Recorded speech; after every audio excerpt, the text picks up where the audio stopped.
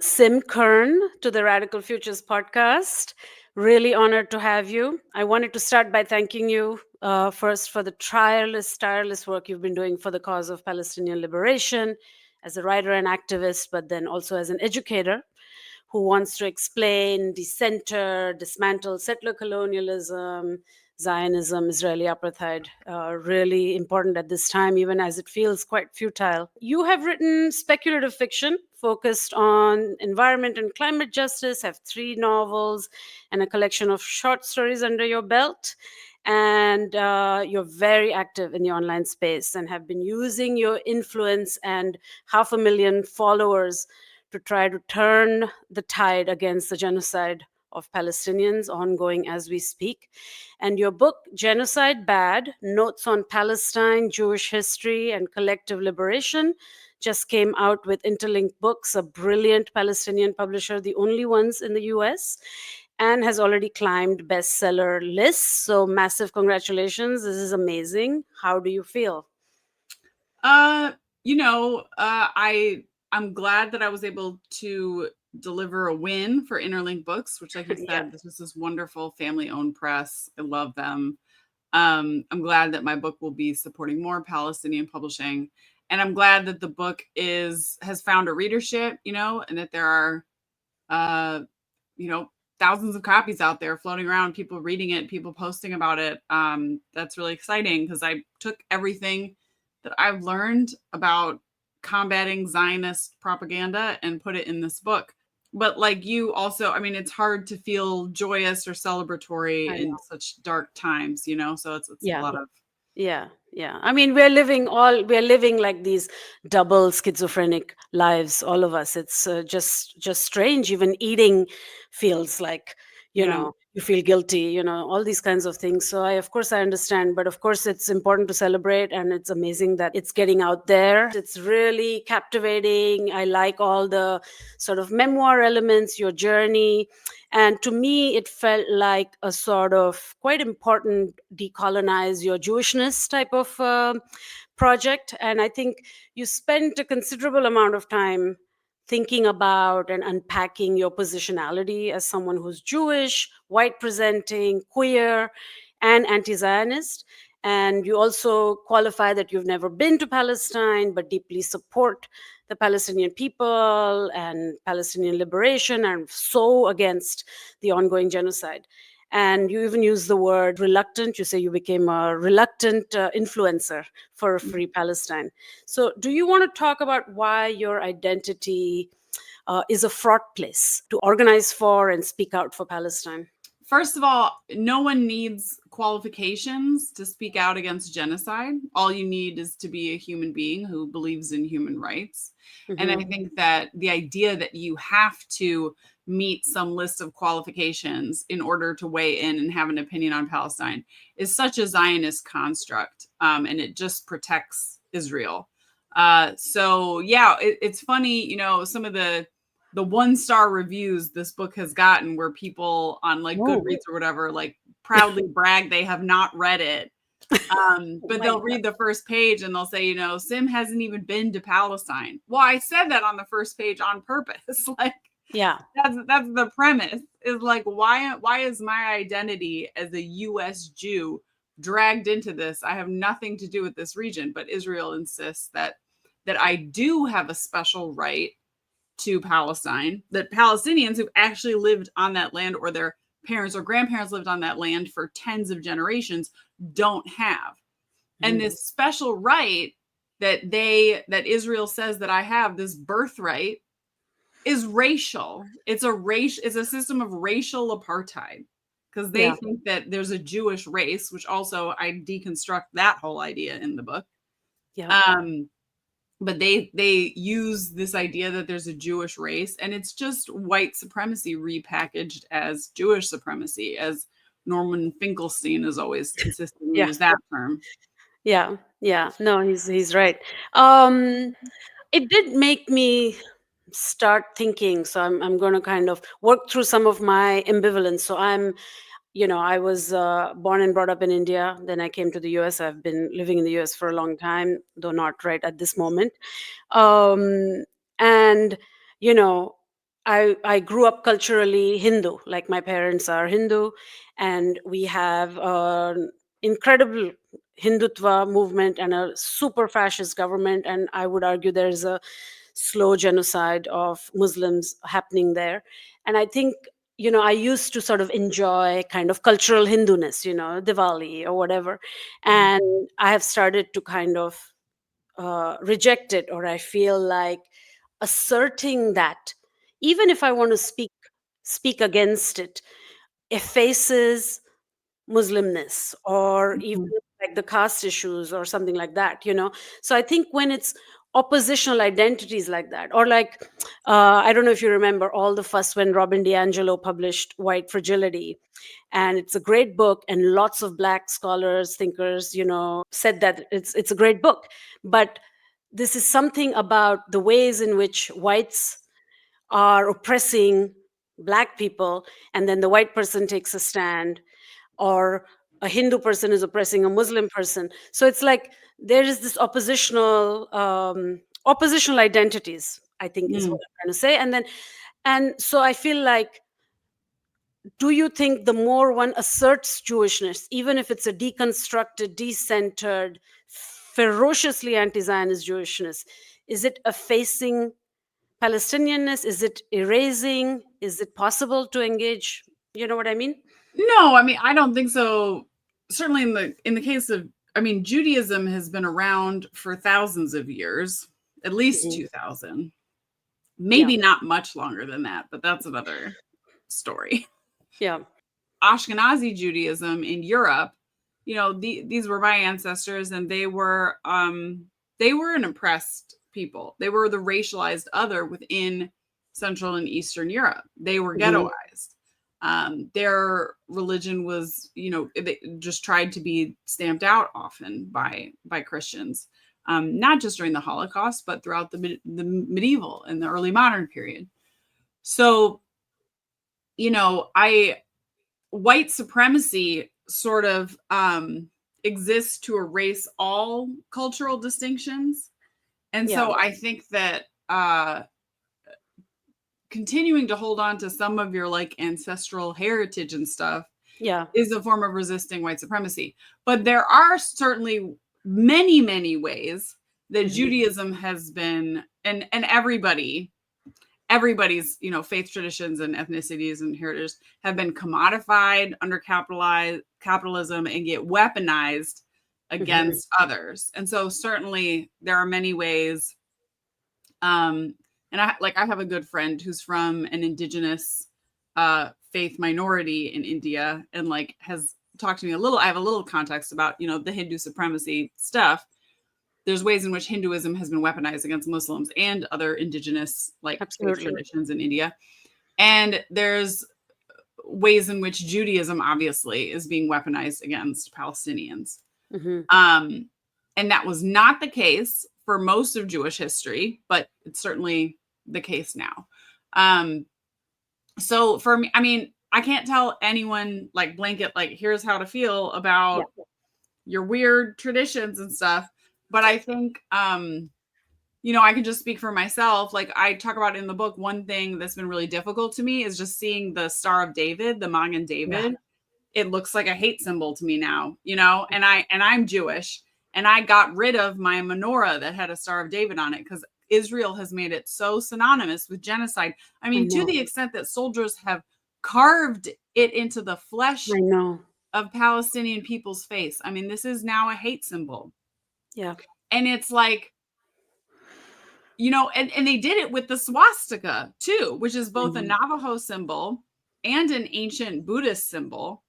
Mhm. But Nazis took that and made it a hate symbol. And it's like once something has been used to do that much violence, it's really quite tainted. And most people, upon seeing it, are going to have like a negative Yeah. danger reaction. And so I would never these days I know. like put a Star of David sticker on my car or in my front lawn because it's so associated with Israel. People are going to make assumptions about me that like I Mm. support genocide. And Yeah. that sucks that those assumptions are being made, but I don't blame the person making the assumptions. I blame Israel because they're the ones who have made those things they've made the Star of David synonymous with mass murder. Yeah. So, you know, but I talk about in the book, there's a Yeah. historian named Shlomo Sand who's an Israeli, and he wrote a book called Why I Stopped Being a Jew, and he announced publicly that he's no longer Jewish. He still lives in Israel, but he's like renounced Judaism, whatever that means. But for him, he's Yeah. doing it to show, like, to like give up these racial privileges that he has, Hmm. And so I think coming from an Israeli citizen, that's one thing. I've felt the same impulse because I've just really had a hard time Yeah. I reconciling. actually really, really like those passages in your book, which is Yeah, what prompted me to ask that but it's a because decision. You made a decision. but because I'm in the diaspora, what Shlomo Sand did, if I did that and renounced my Judaism, it would almost be a cop out. Because as an American Jew, my voice is given special power and special attention in this conversation. Whether that's fair or not is just a Hmm. fact. And Sure. so if I don't like lean into my Jewish identity and use the fact that I'm Jewish to dismantle these systems, this idea that like all this violence is being done in my name, Yeah. that's a cop out. And Yeah. so I've tried to lean into Jewishness as much as I sort of Hmm. can, and also trying to build an anti-Zionist Jewish community here in Houston, because Zionism and Judaism have become so inextricably, well, I know. hopefully not inextricably, but like so connected in the US, because all of the funding Hmm. for synagogues and temples and Holocaust museums and Jewish cultural centers, all of that funding is coming with Zionist strings attached. Absolutely. Absolutely. So, you know, the only time I'm like gathering with other Jews is in the context of anti-Zionist Jewish organizing. Yeah. Yeah. Um, and that includes doing holidays. So that's something we prioritize in our chapter, because just having that space to like practice our traditions, Hmm. but in a way where we're simultaneously affirming our support for Palestine, Yeah. that's been really important. Yeah. No, no, I know. It's just there's been this kind of explosion. Like early on, October, November 2023, there was like an explosion of what I'm calling conversion narratives. I used to be Zionist. I spent time on a Mhm. kibbutz. I did this. I did that. But now, look at this. Not in my name. All this kind of stuff. And my partner's from a Jewish family, so a lot of those videos were being circulated in with my in-laws and stuff like that. And I started to become frustrated, partially because it's like it wasn't working. Mhm. And as someone who enjoyed like light cultural traditions like party for Diwali, I have tried over the years to also be like, we have to do Hanukkah or whatever. And I just couldn't go there. I haven't been able to go there for the Indian Hindu stuff, and I couldn't go there anymore. So I'm conflating my own like personal versus, stuff like that. I think what you're saying is about a public position. And I think that's absolutely, I understand it completely, what you're saying. And yes, I think your passages on the ambivalence, um, regarding the symbols and stuff like that, really, yeah, they made me sad. It's a very intense thing. It's a hard thing to lose. I feel you. I did not want to celebrate Hanukkah this year. I was not feeling it. It's Yeah. work. Like frying latkes is a lot of work. Yeah. um, and it was my kids that insisted, and Hmm. like got out, like my 19-year-old, she got the menorah down out of the attic, and they wanted to make paczkis, and they wanted to make Yeah. latkes, and so they wanted to light the candles and sing, and so Sure. I did it for them, and I was glad. But it's true, I have the feeling of like it's really hard for my heart to be in this, or for this to feel really meaningful, Yeah. Yeah. you know. Yeah, such is such are the days these days. So I wanted to pivot maybe to a different type of question. And I was saying before we started recording that one of the reasons I came across your work was because I have several friends, Palestinian and Lebanese, who are queer and who were sharing your videos with me. This was in the early days of post October 7th and genocide, and they were being trolled, and the pinkwashing was out of control, and many people were being trolled. There was this whole thing about, oh, gays for Hamas, do you know what they do to you if you were in Palestine, etc., etc. And I know that what you were saying mattered at the time, and I just wanted you to maybe repeat some of that or say how you were dismantling this.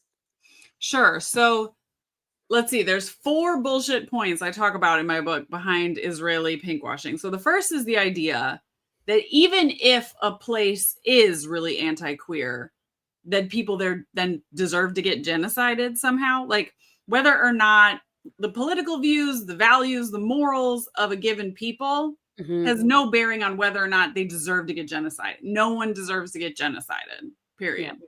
And the second thing is the assumption that Hamas is actually throwing gay people off buildings. This was a comment probably your friends Yes. were getting that I've gotten a zillion times. Oh, you're queer. Oh, look at your haircut. Go to Gaza. They'll throw you off a building. Okay. Bullshit. Then there's this bullshit idea that Israel is some haven for gay people. This is also not true. And then the fourth thing is it erases the existence of queer people in Gaza. Israel is mass murdering queer people in Gaza because there are queer people in Gaza at the same percentages there are queer people everywhere else. In fact, I love so much the journalist Afif Nassouri. Do you follow him? No. He's a Lebanese journalist, and he's a queer guy, and he went into Gaza about a month and a half ago, I think, on a humanitarian mission. He's still there. Wow. He's lost a lot of weight, and he's in there partially collecting stories and interviewing. He's on a humanitarian aid mission. He's helping, a medical team. But in his spare time, he's also doing journalism, collecting interviews with like trans girls who live in Gaza. Wow. All kinds of queer people. There's a whole queer community in Gaza, of course.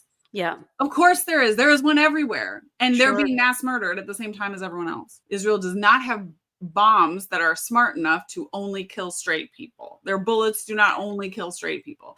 There is one mass murderer of queer people in the Middle East right now, and it's Israel, because they're just mass murdering people indiscriminately. So absolutely. Yeah. Thank you.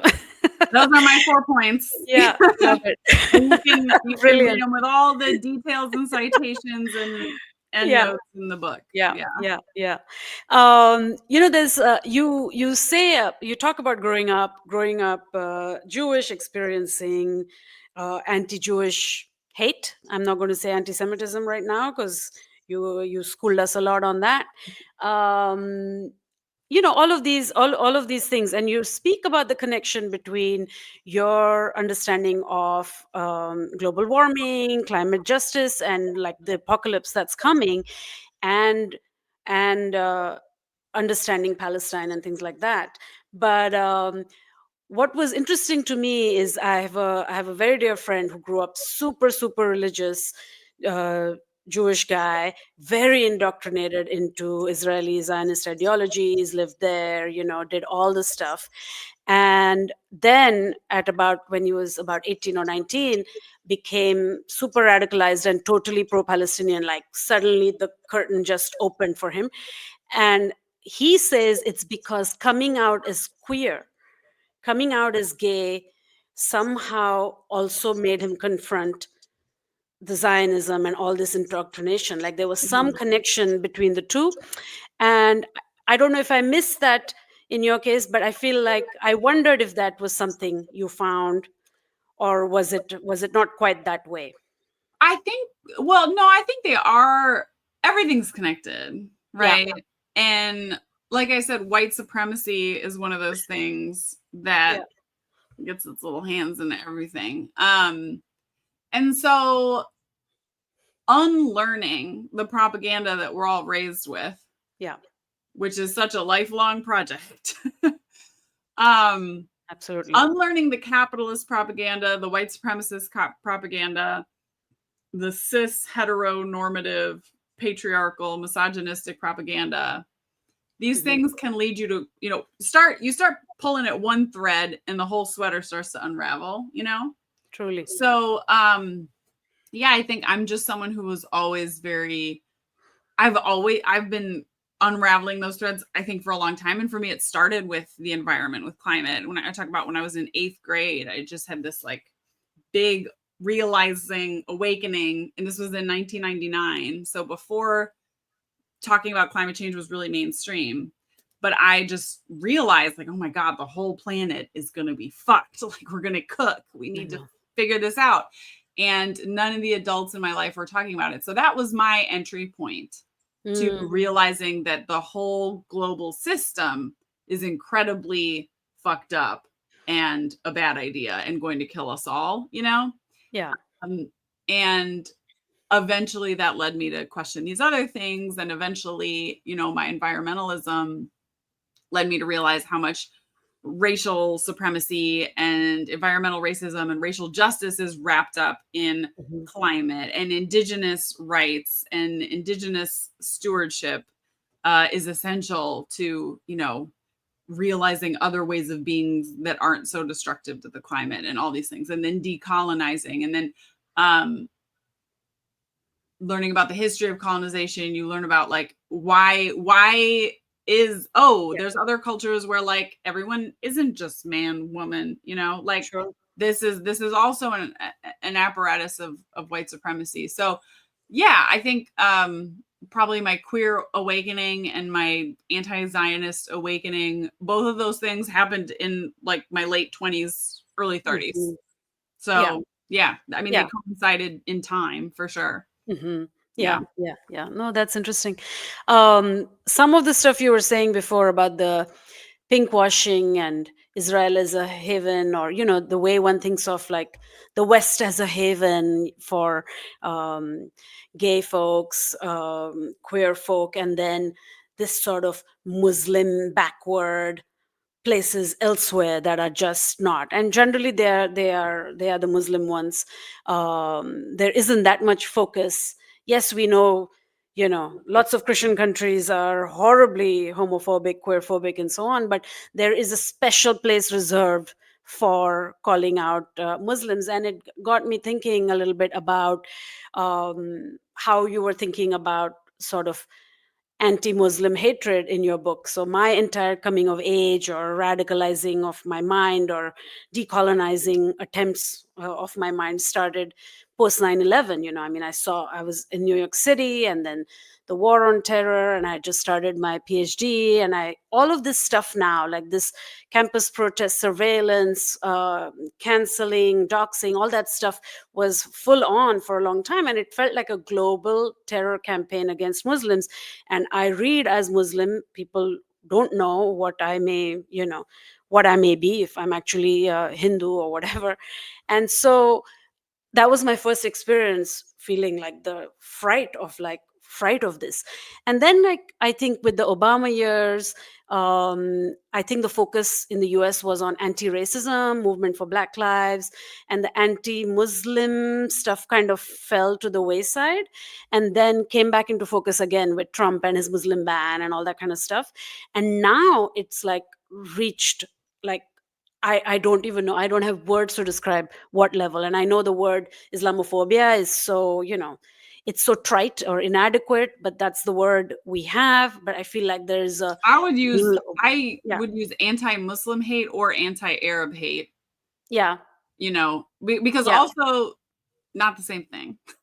yeah, yeah, definitely. Um uh yeah, it's really bad right Yeah, now. But also I feel like we're actually some people are actually waking up to it, like some white people who are now in the Free yeah, Palestine movement, and like Jewish people, especially like the anti-Zionist Jewish community, hmm, we're like actually dealing with hmm, anti-Muslim and anti-Arab hate for the first time.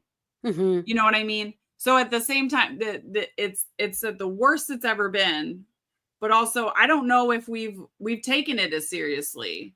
No, Yeah, I like in certainly the feel that way. I've been yeah, screaming it out from the and I rooftop, don't think teaching, you know. and I like during the Black Lives Matter movement, both in 2013 and in 2020, when we were having this reckoning of racial justice, and I felt like obviously that was a Black-led movement, and the focus was on the oppression faced by Black people. Both of those outbreaks were in response to police killings of Black people.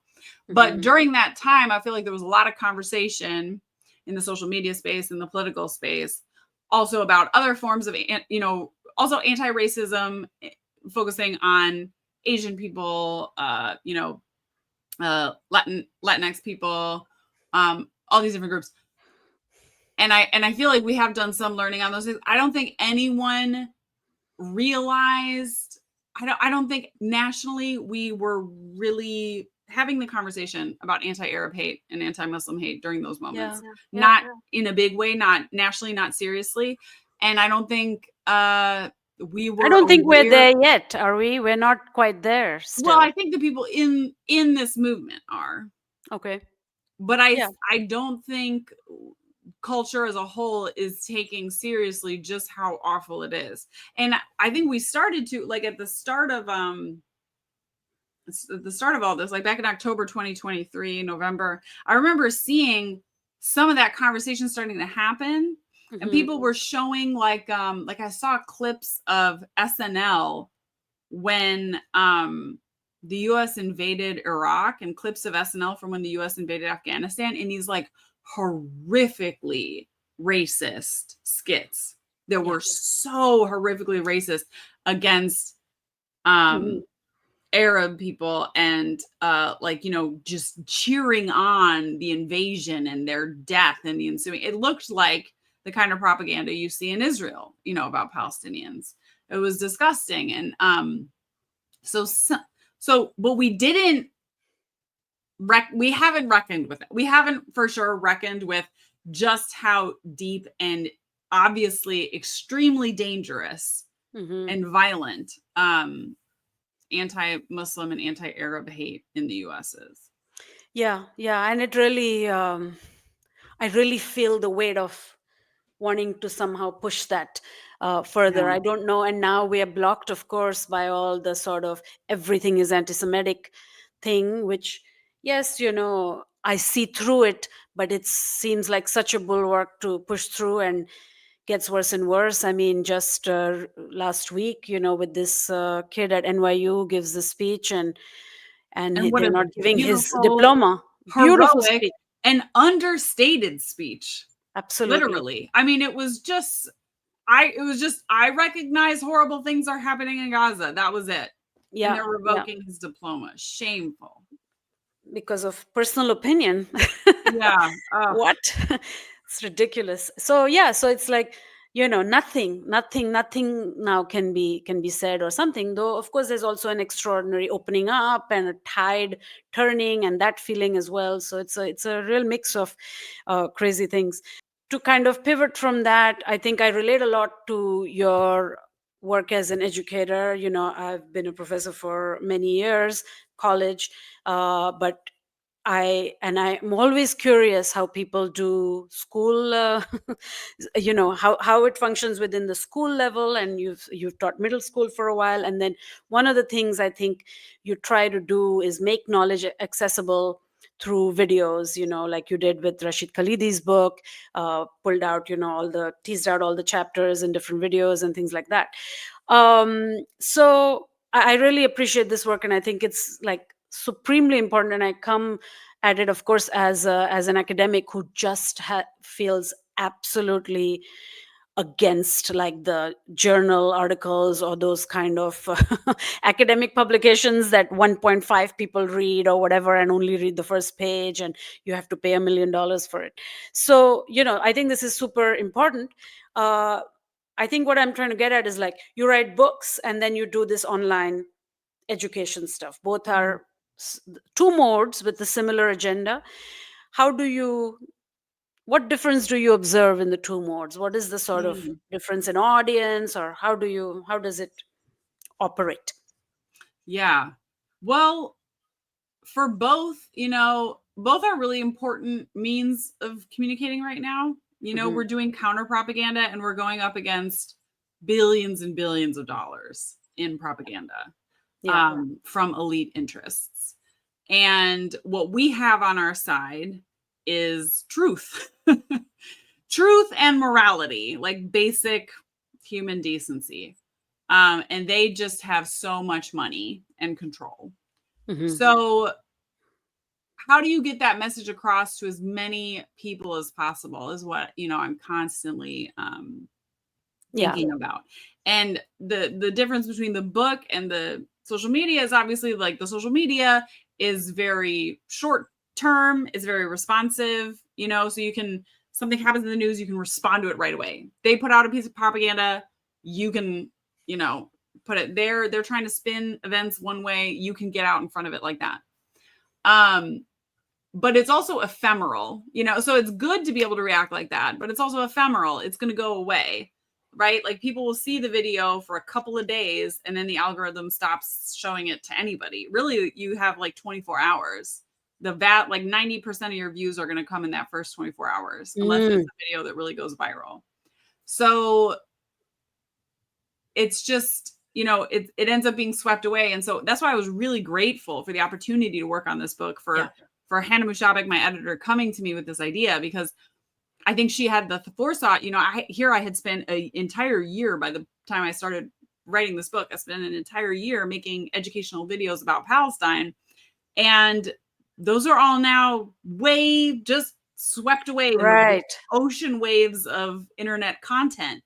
And Hannah was like thinking, you know, some of these essays were really good. Some of your video essays were really good and we need to preserve them in something that has a little bit more of a long-term impact, like a book. And it was really hard for me at first to start working on the book because I felt such a weight of guilt because I had spent a year, you know, something happens, I respond to it. A terrible atrocity occurs, I let people know about it, you know? And that feels like you're doing something. But I had to continually remind myself throughout this project, I don't have time to like respond to that new atrocity that happened. I have to work on this long-term project of this book. And so, you know, for about 5 months, I had to buckle down. I kind of went off social media for a while and just really dialed into the book. And it's something that won't be swept away quite as quickly as a TikTok. You know, we've printed, I don't know, like there's like 15,000 of them, I think, that are out there on shelves and stuff, you know, like libraries, bookstores, people's homes. It's a genie you can't put back in the bottle so easily, you know? And it's an artifact, you know, there will be retrospectives 5 years, 10 years from now. There will be, history happens very quickly these days, you know, there will be like kids in college and PhD programs trying to figure out what happened 10 years ago. And the internet is, I know it's going to be impossible to wade through this shit with the amount of AI slop that's filling up the internet. I mean, you won't even be able to find it. That was something too that made me realize the importance of the book was when Assad fell back in December. And I wanted to look back, and there was so much misinformation going around about Syria and about the Arab Spring. And a lot of people were weighing in who were like these like tanky college kids who like, they don't remember the Arab Spring. But the Arab Spring was when I like cut my teeth on activism. I was involved in the Occupy movement in the US, which was coincided with it. And I wanted to go back and make some videos about that and remember. And I thought it would be easy because the whole Arab Spring happened on Twitter. It was the Twitter revolution. It was the first online revolution. It was digital revolution. Yeah. It was the digital revolution and everything was on Twitter. And you'd think like, oh, all of that must be preserved somewhere. All of that no, it's impossible to find. It's buried. It's gone, you know? I know. And there's a few books that people have written about the Arab Spring. That's how you can figure out what happened then, because a few people wrote books about it, you know? Yeah. If you go looking just online, there's going to be a lot of misinformation out there, a lot of crap. It all gets buried very quickly. Yeah. No. I mean, these are such totally important points. I was feeling that too, because there's been a sort of a flurry of books about Palestine and what's ongoing. On the one hand, it just feels like, what? how do you already have something to say? On the other hand, sitting with it gives you a very different perspective, and there is a sort of a long view that's important. And the Arab Spring thing reminds me, the publishers I work with are OR Books in New York, who are this lefty publisher, and I have a series on decolonization with them that I edit. And I know that they had, even, which I remember thinking, this is so silly, but it's a book of all the tweets from Tahrir, from Arab Spring. Oh, And great. No, that's I mean, that's it's so kind of important. awesome.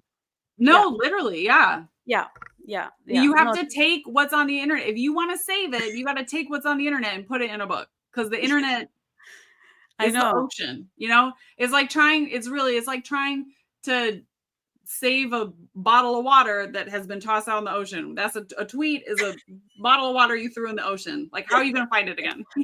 Yeah, yeah, yeah. No, that's good. Yeah, no, I'm glad. I agree. And the truth is, when you're in the social media space, or if you're posting regularly, and I have never ever in my life had followers like you have, or anything like that, even when I've run different things, and but it can feel like the world is sort of complete or something.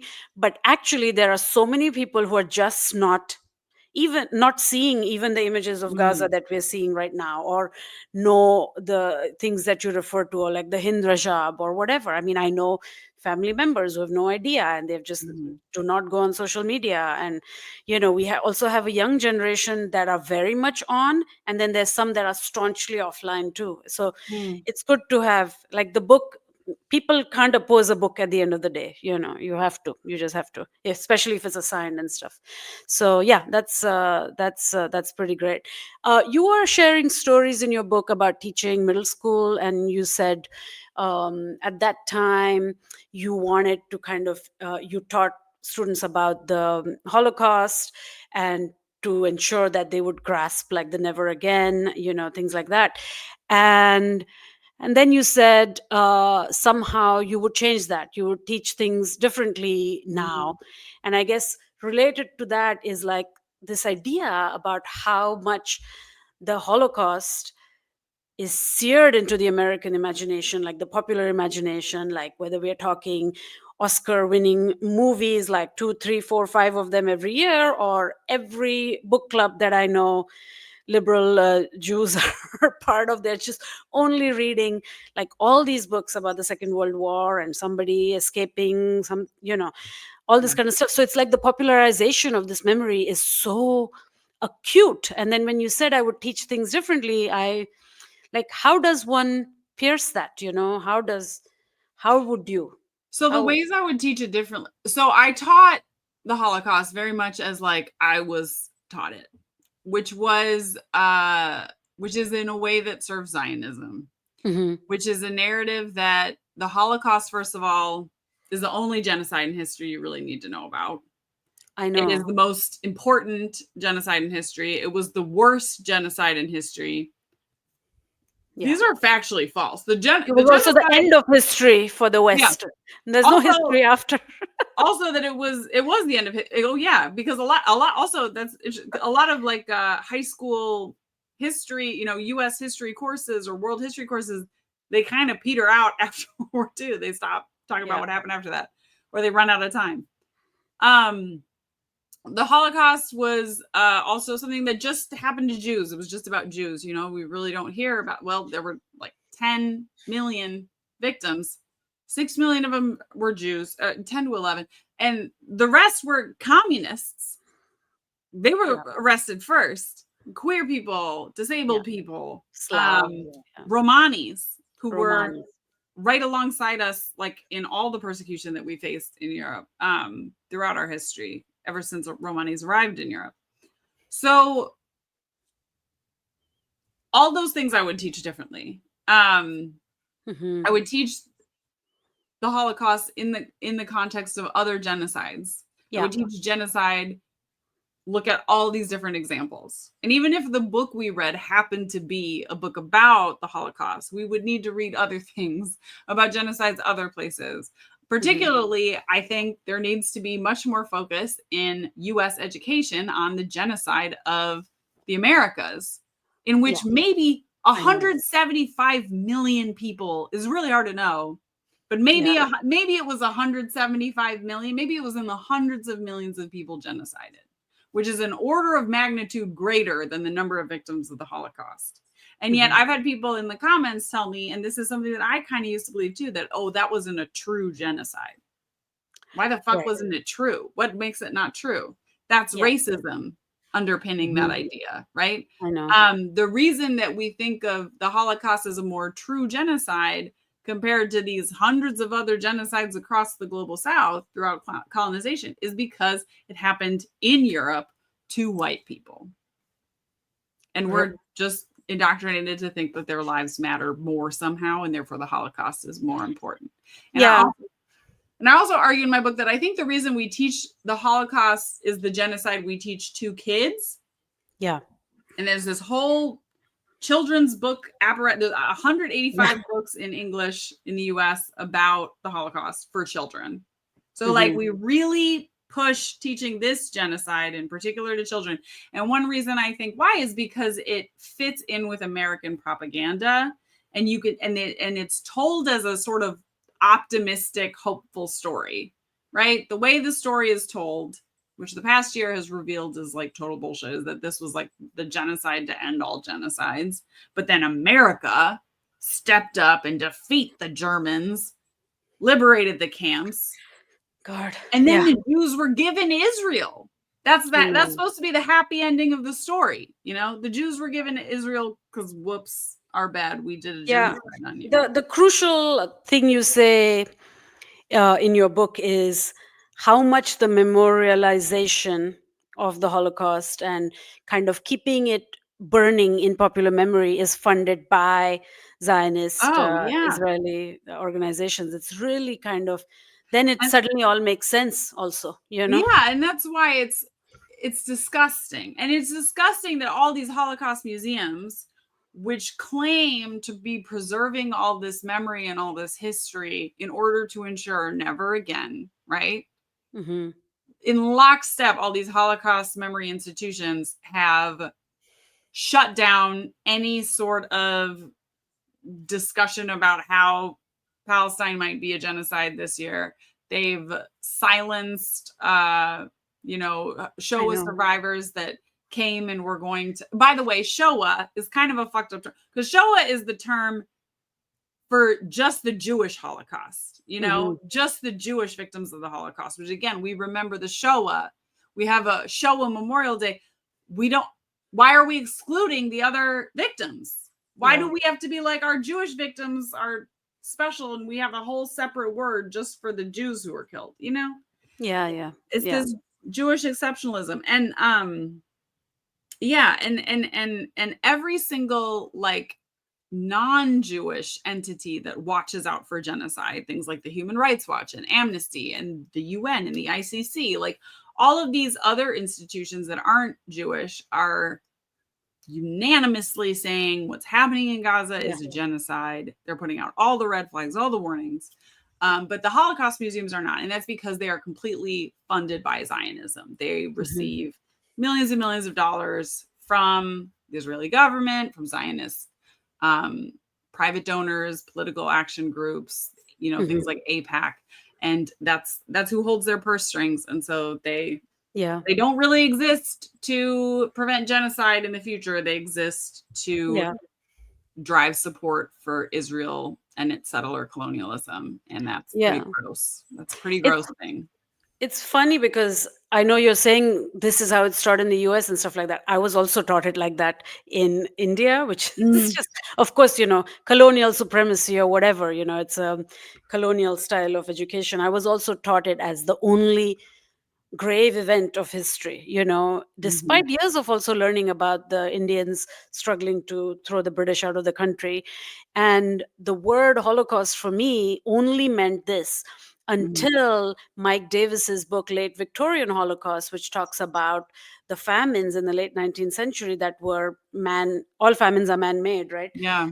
These induced famines in parts of India by the British because they levied these taxes that Did became you learn about impossible. that? You didn't learn about that in school? Absolutely not. We Wow. did not learn about the toll of that. We learned Mm. these things were happening, but it was not taught in that It was like a catastrophic. paragraph in a book and then just like Yeah, or moving on. lots of paragraphs, but Yeah. never a sense of the numbers or the tolls of it. So Yeah. it's kind of wild. I mean, maybe it's actually, I wanted to say maybe it's changed now, but I just remembered that Modi is actually erasing anything normal from history books. So there's no hope there.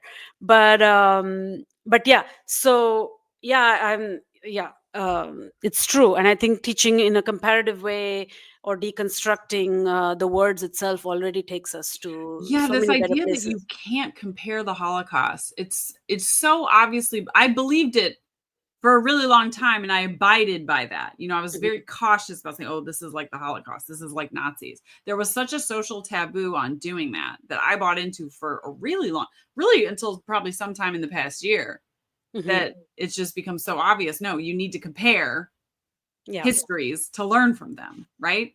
Yeah. Obviously, the Irish famine and the famine in India that were both Absolutely. orchestrated by the British have a Yeah. lot in common. And also, hey, It's a have good, much to do with solid the famine. genocide technique. Yeah.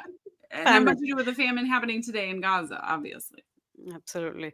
Yeah. So before we run out of time, I wanted to ask you a couple of things about about all your online activism and uh, all the kind of content that you create. I struggle, of course, and with the feeling of being in an echo chamber, like I Mm, feel like socially and then the algorithms, I only get one type of algorithm, which is just all the Palestine accounts. yeah. They know that's what I seek and that's what I get, and I don't get any other kind of thing. And now I've kind of cut off people who can't engage with this, so now I don't even know what most people are thinking. But do you feel like with just the amount of, say, followers you have, or you seem to read, or there's so much commentary and things like that on everything you do you feel like you've broken out of echo chambers, or like this preaching to the choir feeling, From like? time to time, but I'm trapped by the same algorithms. My content gets Yeah, really siloed within, the Free sure. Palestine world. And even my accounts are so badly suppressed now. Yeah. Most of my videos, like on TikTok, get shown to like 1% or less than 1% of my followers. So people who already know what I'm about and want to see it and clicked follow, Yeah. TikTok won't even show it to 1% of my followers. So, um, and then every once in a while, I'll have a video that breaks out a little bit, but it's really bad on TikTok. It's bad on Instagram too.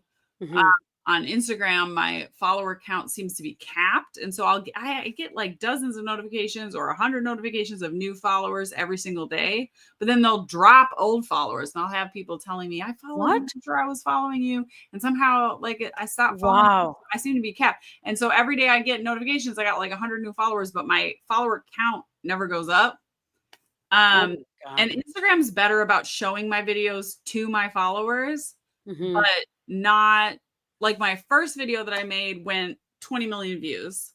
That Hmm. shit doesn't happen Jesus. anymore with videos about Palestine. Uh, Hmm. so it's tough, but sometimes I still get views, in the 100,000s. But still, that's like a fraction of that's like Yeah, going to be like half of my follower count. sure. So it's, I think it's tough, but Hmm. like I met people on my book tour I recently did who said I started following you a month ago. I found out about you a month ago. I found out about you just a few weeks ago, and I've been watching everything. Yeah. So it Yeah. is just like Yeah, there's a we're synergy. trying to Yeah. trick these algorithms. Yeah. Yeah. um, Yeah. Yeah. No, it's tough. The echo chamber stuff is, yeah. I but that's why stress about it. I encourage my followers you post. Don't just repost me. Like, I'm talking Yeah. to you. You're engaged with me. You come and see my videos every day. Hmm. If you want to spread my message far farther, you got to post and you got to Yeah. put it in your own words and talk to your own people. Like, they will listen to you, even if it Yeah. seems like they don't. Even if they're scared to push like, they're probably listening, and on some level it's I sinking know. in. Like, you never know who you're going to impact. Yeah. Again, on this tour, I met a woman who was like raised Chabad, Orthodox Jewish, remained a staunch Zionist until September of 2024. And that's what, like, a full year she was like supporting this genocide. And then she said she had a full body somatic realization of just like, oh my God, wait, what's Huh. happening is genocide. You know what I mean? Like, she just had this like world flip around because you raised in propaganda all your life. So that moment, it took a year of this genocide for that moment to happen for her. And then she started seeking out and learning, and she found my content, and that, Yeah. um You're so saying you never know. that was really powerful for me, because like you said, people are living in very different informational realities, and you don't know Absolutely. what video, what comment, what post is going to be the little crack in someone's worldview that's going to let a little light in. Yeah. And you don't know how many of those cracks it's going to take before the wall comes down.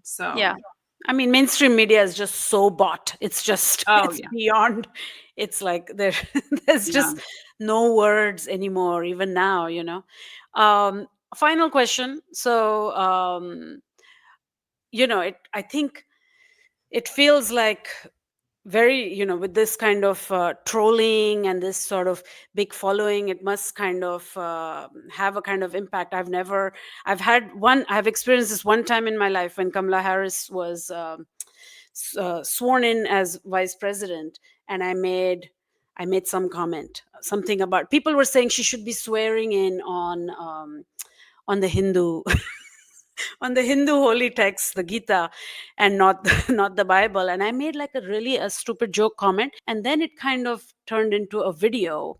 And there were five of us who were marked, and it was like this very intense video, like these five people with this music, and that's what they did wrong. And this was all on Twitter, and it just became like horrific, endless, like, and it went on for like You three, got 4 days, dogpiled. full on. Yeah, And I was like safe. I was in the US, and I felt like, I was in rural Connecticut at the time, and I feel like nobody knows who the hell I am, even though I have a very unique name.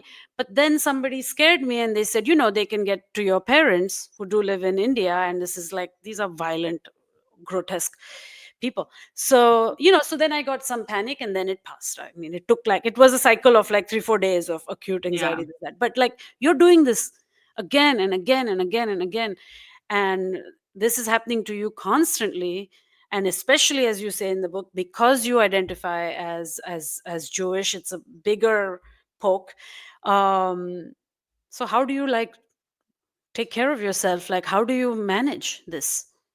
Well, it's a good thing that my channel sponsor is a digital security company, because I have invested in digital security for 5 years. I started using them like 5 years ago. Delete Hmm. Me. They're not paying me to say this right now, but Delete Yeah. Me sponsors me. And I started using them like 5 years ago, and actually would just like tell people how great they were and how they get like all your personal data taken off the internet. And I used to just say that for free, and then they started paying me to say it. Nice. But that actually genuinely helps, but because I was like a trans queer author writing about, a lot of political stuff, writing, publishing stories about like Hmm. abortion rights and stuff. I always knew that like my writing could get me in trouble. I wanted to be safe, so Yeah. I have taken steps. I've had a PO box for years. That's such an important thing. If you're a content creator and you need to Wow. get things mailed to you and stuff, you need to have a PO box. Do not be giving anybody your home address, Hmm. and then you need to take these steps to protect your digital security, get your home address and things like that taken down off the internet, so that you can't just find it. You can file. It's like public record what your address is, at least in Texas, but you can just like file to have it so that no one can request the public Yeah. records about where you Yeah. live. So, I've gone through those steps, and luckily I went through those steps years before Hmm. I You're got. being so pragmatic. I think Yeah. my question was emotional. You Oh, know what I mean? You're emotionally. giving me like a Yeah. I pragmatic don't know answer, how I and deal that's with it good. I think it's emotionally. important for I mean, you whoever. just you get used to it at a time when you're having that dog pile, it's very scary. And it feels like the whole world is watching you, but the vast majority Are not. I mean, 99.99999% of these people are just shit talking on the internet, and they're cowards. Yeah. You know, they really are cowards. My book tour was targeted by Mothers Against College Anti-Semitism, which is this Facebook group with 50,000 members. And they, you know, put up the flyer of my book tour, and they were like, everyone try to sell out these events, you know, reserve all the free tickets. Wow. And some of the people were talking about like showing up and disrupting or whatever. Not a single person showed up to disrupt, first of all, because they're fucking cowards. And they're also, they're not smart, not strategic, because they were like reserving 10 tickets under the name Golda Meir or something. Or like Hamas. They would be like, I think you wrote something about this somewhere. all for Hamas. Yeah. And so it's like, it was really obvious to see that these were fake reservations, and we just made more tickets available. And all of the rooms were packed, and everybody was a supporter, and we sold out all the events to real people. So they're cowards, you know? I mean, the IOF is cowards. They just bomb people from afar. They don't, they're not brave. You know what I mean? So, I think that, you know, those videos right before the book tour was when there were those videos of that mob of Orthodox men harassing. Yes, and the woman in Brooklyn. That one woman. But notice it was like 100 to 1. That's the only situation with their brave. They don't show up one lone Zionist, you know, in the crowd of a free Palestine protest. Even though nothing would happen to them if they did. Yeah. I love how that woman was like, I'm not even part of the protest. Yeah. Just came out to see what's happening, and then this happens to her. Horrible. But yeah. Okay. No, I hear you. Yeah. Getting used to it. Yeah. I don't know about how that works, but yeah. I think getting used to it, and then just taking practical steps to protect your identity as much as you can. And like having secure, like I have a security plan at all of my events. Yeah. So we had we had security at my events. Good. Sometimes there were really cool security plans. Like at my Boston event, it was some of the members of the Dyke Parade, or there's like a Dyke March Boston like came, and they did the security. All these like biker chicks. It was Love like it. very cool. Wow. So okay. Yeah. So yeah, just like making plans like that and taking the steps that you can to protect your identity. And something I've been saying on my channel a lot is courage is a practice. And you get better at it over time. So things that scared me a lot, like when I started on the internet, you know, it's like it just kind of becomes regular. Yeah, and can I just like do a plug for Genocide Bad is the book. The paperback is available widely everywhere in your bookstore. If you're outside of the US, your local bookstore should be able to order it in for you. But I really especially want to plug the hardcover. So we printed 2,500 copies of a hardcover edition. You signed them too, right? Huh? You signed a bunch as well. I signed them all by hand. As a fundraiser for the Middle East Children's Alliance, which is really amazing work in Gaza and the West Bank. And so the hardcover has like sprayed edges. It has a bookmark. They are all hand signed by me. And if you order that, 10% of sales goes to the Middle East Children's Alliance. And it's a much bigger cut for the publisher, which, as we talked about, is this wonderful family-run Palestinian publisher, Interlink Publishing. They've been around since for 40 years. And I love them, and I want them to do great. And there's about 500 of these left. So if you can swing for the hardcover, you can only get it through interlinkbooks.com. That's where you'll find the hardcover, and would love to get those sold and benefit those two good causes. Yeah. Well, thank you so much. So illuminating, and thank you for your courage, and thank you for everything that you do. It was wonderful to speak with you. Oh, same.